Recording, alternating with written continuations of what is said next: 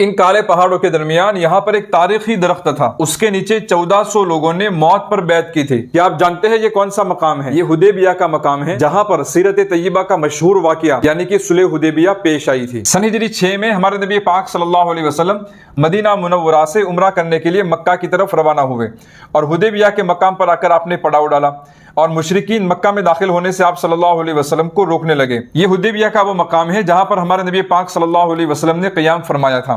جب مکہ والوں نے روکا تو ہمارے نبی پاک صلی اللہ علیہ وسلم نے حضرت عثمان رضی اللہ عنہ کو مکہ بھیجا تاکہ صلح کی بات چیت کرے۔ حضرت عثمان رضی اللہ عنہ کو مکہ سے واپس لوٹنے میں تاخیر ہو گئی تو یہاں پر یہ افواہ پھیل گئی کہ حضرت عثمان رضی اللہ عنہ کو شہید کر دیا گیا ہے۔